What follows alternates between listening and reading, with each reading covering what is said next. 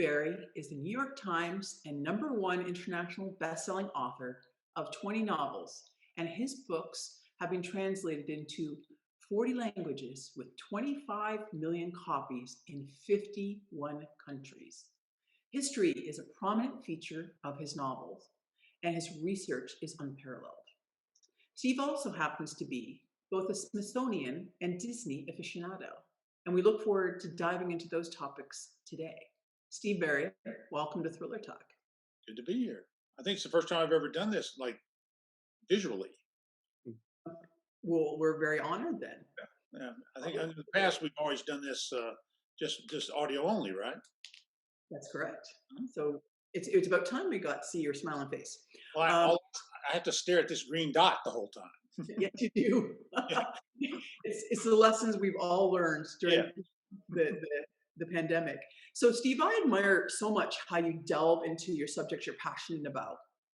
And the fascinating historical facts are always the underpinning of your books. Can you please tell us a couple of stories about those aha moments where you knew you found the perfect crucible for your novel? Well, this book here, The Kaiser's Web, is a perfect example of that. I was researching another novel about 4 years ago, and completely different topic. I mean, not even close. And I remember I was in the Chamberlain Book Mine, which is a used bookshop where I do most of my research, and there's thousands of history books in there. And I was doing something else, and a book caught my eye, and I pulled it off the shelf, and I just started playing with it, just going through it, looking at it, and I settled on a page. I read something, and I went, I never knew that. I didn't know that, and it was from World War II. And the whole book dealt with World War II. And I read a little more, and I said, this is something I had no idea existed. There could be something here. So I bought the book, put it in my box with the other books, and I looked at it later on, and I realized there's a novel there. And I've been wanting to put cotton in World War II for a long, long time, but there's nothing fresh. That subject has been done to death. I mean, just over and over and over. But this was different. This was something new that had not been done to death. Now, I can't tell you what it is because I'd give away the novel. I don't want to. It's there, and you've got to. I want you to be surprised when you get there. You go, wow.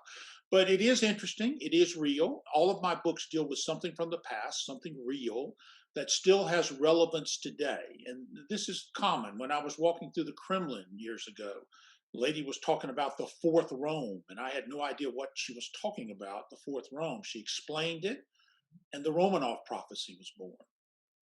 I was at an event in South Carolina, and a man asked me, did I know anything about Kamal Salibi? I'd never heard of him before. He told me all about him. He showed me the book that Salibi had written about the Bible came from Arabia, and the Alexandria link was born. So ideas, those things come all the time when they throw at you. It's our job to recognize them when they come and to exploit them as best we can. And I've been lucky that I've been able to do 20 of those so far. This is my 20th novel, so hopefully I can keep doing it. Well, with the rich history out there, I'm sure that we can look forward to at least 20 more. I hope. I hope. Steve, I've interviewed both Brad Thorne, James Rollins, I think 2 friends of yours, and neither of them know exactly how it got started, but both have talked about how you all wrote each other's characters into your books. Honestly, I think both of them sort of took credit each time I've talked to them about it. So how did it really get started? Who really came up with this? Jim started it. Jim did. Yeah, James Rollins started it. Jim, he made a reference in one of the novels to his character was in Copenhagen, and he had gone to a bookshop run by an expatriate from the United States. Now, he never used a name. He just said that. He wanted to see if anyone was paying attention and what would happen, and they were paying attention. They knew exactly who it was, and he got hundreds of emails from it. So then I did my next book is I did it in reverse. And I got hundreds of emails, and we learned something very quickly that we have a lot of readers that read each other's books. And then Brad jumped in, and then he did it, and then we did it for Brad. And it went on for about 3, 4, 5 years, and we all realized that we had readers crossing over. There was a large Mhm. crossover in our readership, and it was fun, and it ran its course, and then we stopped. But there were just fleeting references, and if you knew what it was, you got it. If you didn't know what it was, it didn't bother you in any way. You weren't missing anything. So, but we learned that readers were actually paying attention, and Jim likes to say it spawned a thing for a long time that everyone thought James Rollins and Steve Berry were the same person. It was the Yeah, he same. told me that. Yeah, it was the same person in there. So he liked that. He liked playing that. I told him, I said, you like being me, don't you? You do, don't you? So, he does. But to give credit where credit's due, Jim started it. That's fantastic. So you're basically his alter ego. I like that. Here's what he says. Yes, he does. That's how he puts it, right? So you and your incredible wife Elizabeth live in Disney, not exactly in the Magic Kingdom, but very close. Close, Where, close. where did your fascination with Disney come from? Walt Disney, I've been asked all the time. You always get asked that question: if you could have dinner with anyone who would you have dinner with? I would have dinner with Disney, because this man was just an incredible visionary. He was just an amazing. He was not a perfect man. He had flaws. He had his mistakes. There are things. We try to idolize and make these people more than they are. What he was just a great visionary. He could visualize something and he could put it into motion. And he was smart enough to hire really, really smart people who could put what he had in his brain into reality. And I see it every day down here. You just see their how they took what his inspiration, what he laid the groundwork for, and how they keep making it bigger and better and bigger and better. And it fascinates me. I mean, Disney is it's interesting. Everything about it is interesting. It really is a happy place. It really is. If you go to Disney and you're not happy, there's something serious wrong with you, really. We live very close to the park, so we're able to go over there quite a bit, and we like it a lot. Is there any sort of secrets that you've learned about the Disney that you could, or interesting facts that you could share with us that the Well, average person may not know? well, we learned a lot about the tricks of the trade of where to go, how to get places, how to get where you need to be. Uh, the hidden Mickeys are fun. They're all over the parks. The hidden Mickeys, but we have them hidden all over our house too. When we built the house, we put hidden Mickeys everywhere, so they exist here as well. Those are fun. We learned a lot of the secrets and a lot of the tricks of the trade because when you go to the parks a lot, you get used to making those how to do that. But annual pass holders know what I mean. They learned the same thing. Steve, you already talked a little bit about being in, bookshops and doing research and finding things. And I've definitely heard you talk. I think last time I interviewed you, you talked about how you were already thinking a book or two down the road. So I can't help but wonder, like, how far out do you actually plan your books? 3 years. 3 years. 3 years. Yeah, I stay three in my brain at all times. Right now, I'm writing the 2022 novel. Uh, I'm conceptualizing, researching 23, and I'm beginning the process of what's going to be 24. So there's always three in my brain at all times. Sometimes there's four that one little time when you're doing the copy edits for the one before, but usually it's three in my brain because the Kaiser's Web I wrote. It was written in 2019, turned in January of 20, and since then I've written another novel. So this book's completely out of my brain. What I have to do before I start the press for this book is I have to get the book out and actually go through it and get my brain back into that book because you know how it is. You write a book, you throw it out of your brain. You can't keep all that stuff up there. There's no way because you go to the next book and then when you've done that, you throw it away out of your brain and go. So I'm always doing three at all times, and hopefully I have a contract through 24, so I'm okay till then. Well, it's very impressive how you plan that out and can keep it all straight. Do you ever worry about where like Cotton's personal story, like do you have a Bible or something you use for that?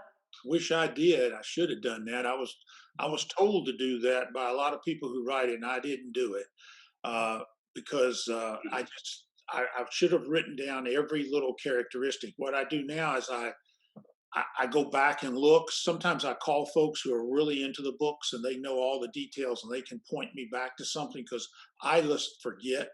I try to every novel, there's something new with Cotton Malone in his personality. I'm exploring something new in every book.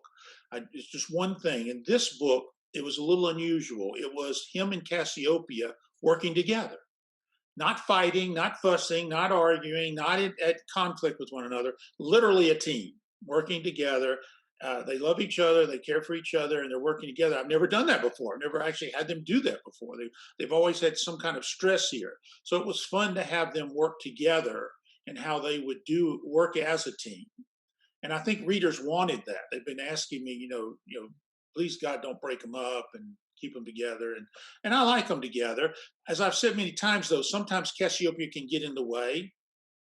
You guys know when you're writing novels, you try not to have too many personal attachments to your protagonist because it requires you to explain them and develop them and deal with it. It takes up space in a book that you may not need to take up space with.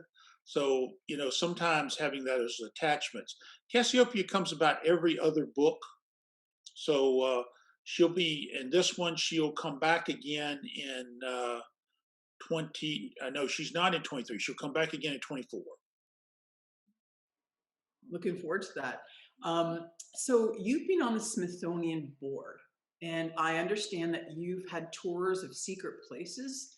Is there anything you can give us a snapshot of that you've had the exposure to that would be fascinating? Yeah, I got a full run of the castle and all over, and I was shown when I wrote The Lost Order, which takes place in all of those scenes. And Rick Stam, who's the curator of the Smithsonian Castle, was taking us, Elizabeth and I, around, and he took us in every nook and cranny of the place. And then all at once he said, "Do you want to see the tunnel?"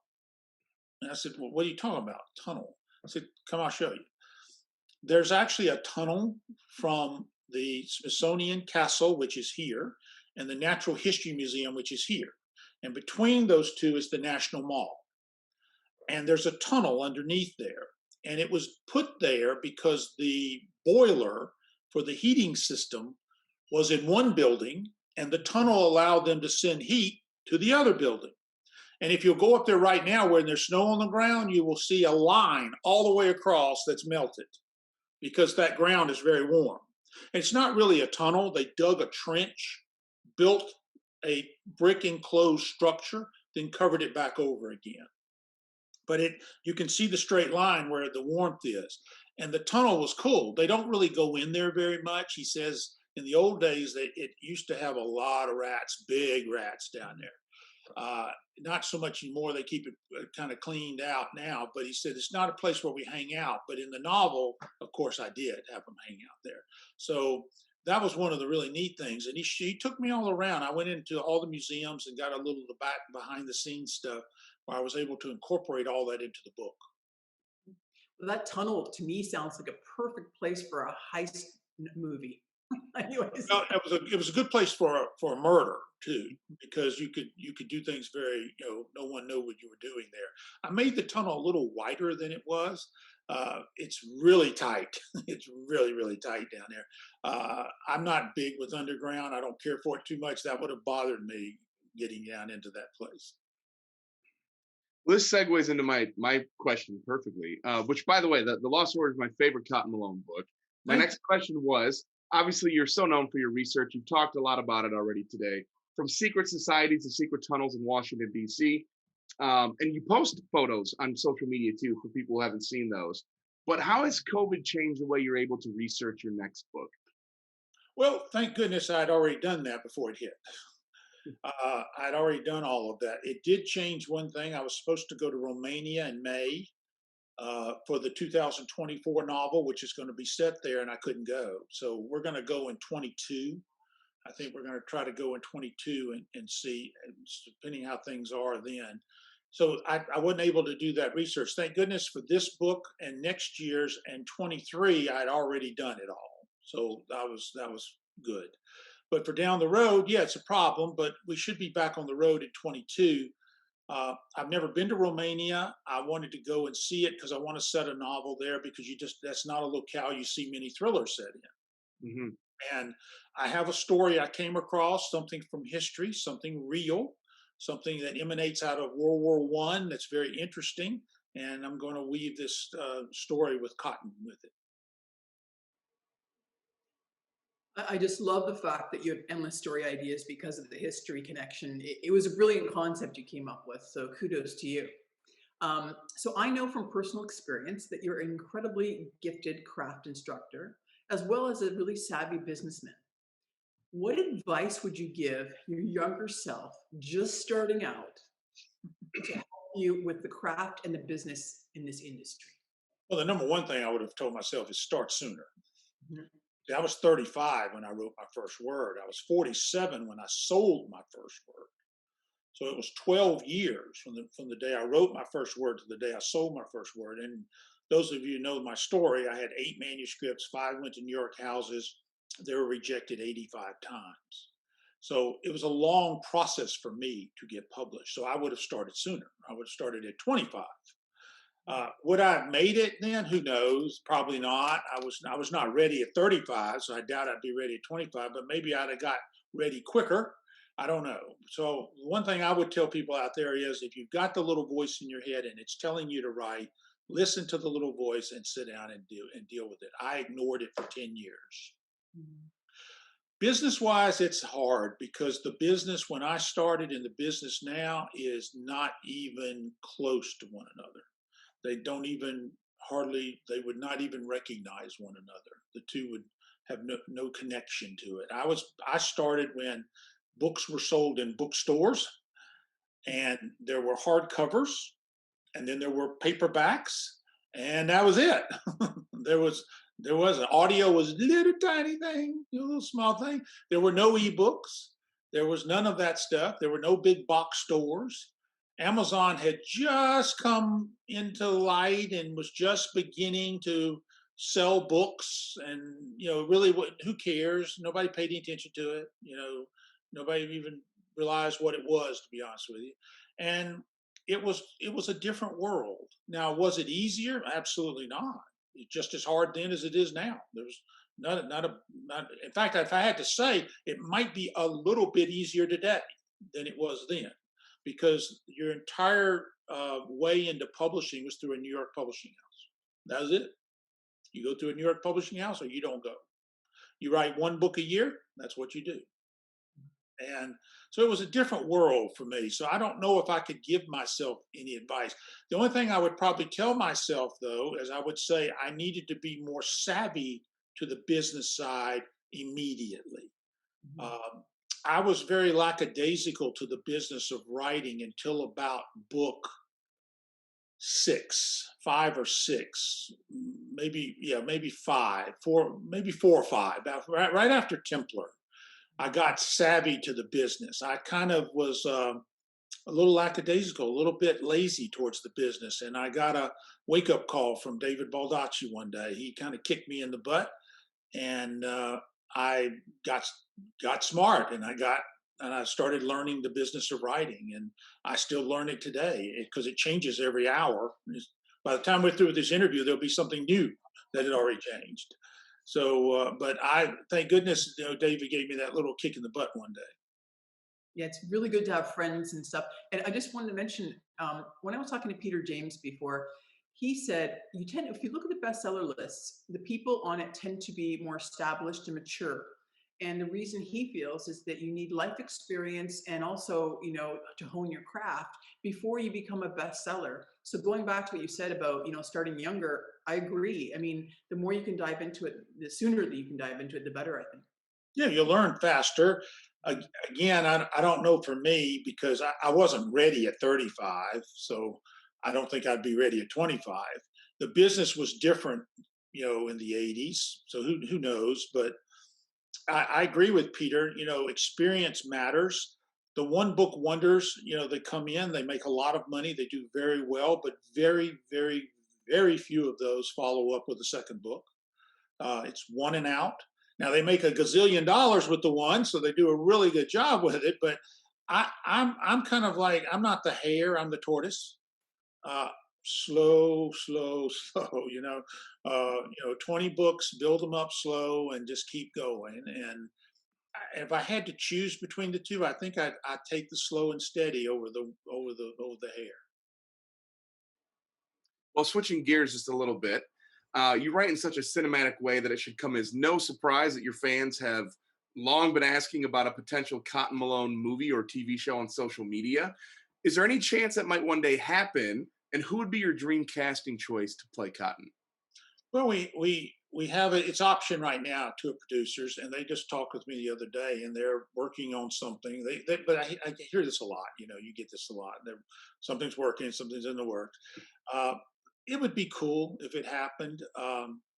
Whether it will or not, I don't really sit around and worry about it. To be honest with you, I don't pay a lot of attention to it. Who to play him, that's going to be up to them. I don't. There's so many fine actors out there right now, and so many. There's a couple that have shown some interest. I don't want to use their names because I don't want to draw them into anything. But there's a couple that have shown some interest in wanting to be Cotton Malone, and I'm hoping that one of them picks it up and says that he'd like to do it. It'd be fun to see it come alive. The they asked me something. I'd be sort of the dream writer for a producer because I'm not going to tell them how to do it. I mean, I don't know the first thing how to make any of that stuff. Um, and I don't care as long as there's enough zeros on the check. I'm fine, and I don't care because they have to work in a different medium than I do, and I have all six senses available to me, and they really only have two: sight and sound available to them, and they have a time constraint too, so they have to condense it. So the one thing they asked me, they said, "Well, if you could do anything you wanted, what would you do?" And I said, "The one thing I would ask you to do, because you're not really buying my story because you can go get someone to write my story. You don't need that. What they're buying is your audience. They want your audience to built in for the marketing." And I Sure. said, well, the one thing I would ask you to do is don't unnecessarily alter things. Now you have to alter things. There's no question. But don't go out of your way to fundamentally change what the audience is coming to see. Because otherwise, why did you buy it? What was the point? That's the only thing I would say. The example I use is Cussler Sahara. Hmm. I enjoyed the movie. I thought it was a great movie. It had nothing to do with Clive Cussler's characters, though. It was just the producer's vision for it, and they changed. They changed the organization, they changed the admiral, they changed everything, and that was an unnecessary change. There was no reason to make those changes, and that's what bothered me. And I think that's what bothered Clive too. Why do you have to alter something that didn't really affect anything, but you fundamentally change it? They basically became a bunch of rogues and you know loose cannons on the deck out there, basically, instead of what Dirk Pitt really was. And that's the only thing I would say. Don't unnecessarily change something. How about as a follow up to that? Do you have a preference between, say, a movie or a television series? I would love to be streaming. Mm. Streaming. If I had to choose, you said you choose. I want to be on Netflix, Amazon, Hulu, you name it. I want to stream. HBO Max, that'd be great. I want to stream because stream you last forever. You're there forever. You're not canceled. You're not thrown into a vault somewhere. You're there forever. Yeah, and then they could do a little segue in between each episode where Steve Berry comes on and does the historical talk about what's happening in this Wouldn't episode. that be fun? I did suggest to it, it'd be kind of cool if you did something that there was like a thing at the end that told you what was true and what was false. If you stuck to it, if you could stick to what it is, because I keep the book about 90% to reality. I keep it as close as I can. I try not to change things unnecessarily either. I try to keep it as tight as I can. And I told them that. I said, the tighter you can keep that to the real thing, the better the reader's going to like it. And I've already done that work for them. They don't have to go do it. So that's really what they're buying from me is that work that I've done. Well said. So, like many successful authors, you have a background in law. And I'd love to know what you feel was helpful from you being a lawyer, and also which was kind of difficult with the transition? Well, I think the main thing the difficult thing's easy. It's the way lawyers write. Lawyers write in passive voice. And legal writing, the object of legal writing is to say it over and over and over and over again until it's true. You just keep saying it enough till it's true. The object of fiction is to say things once. And it's the object of fiction is to entertain. The object of legal writing is to persuade. Now, both of them are important, but you cannot mix the two. And I did for a while. I did in the early manuscripts. I mixed them, and I had to rid myself of passive voice. I had to rid myself of writing like a lawyer. It took about 6 years to get it out of my system. I don't write passively at all anymore. I mean, everything I write actively.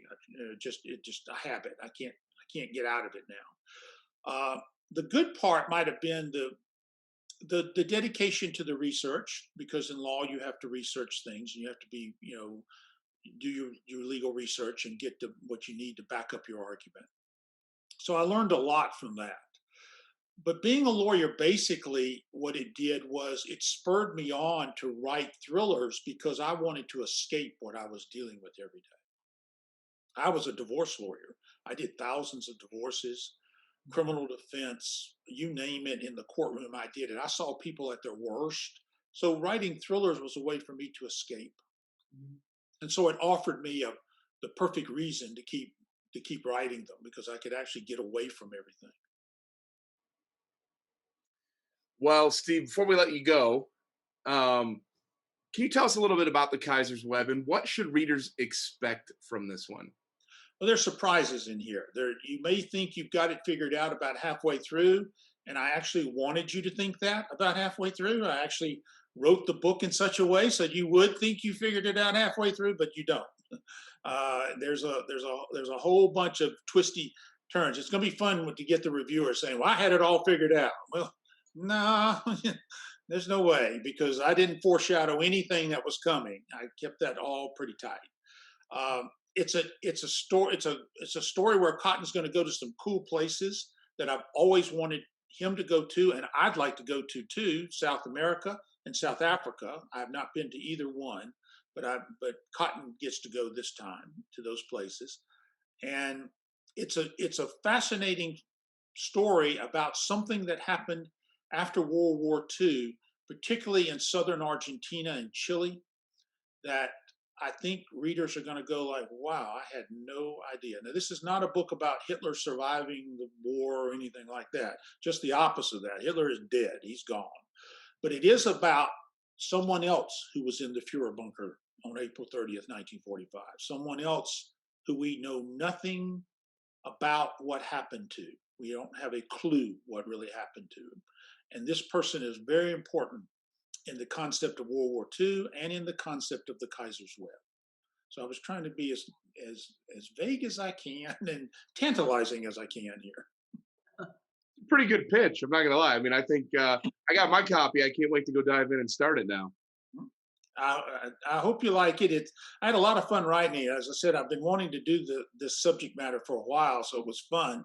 And it was just getting South America fascinates me. We were supposed to go in January, but couldn't go.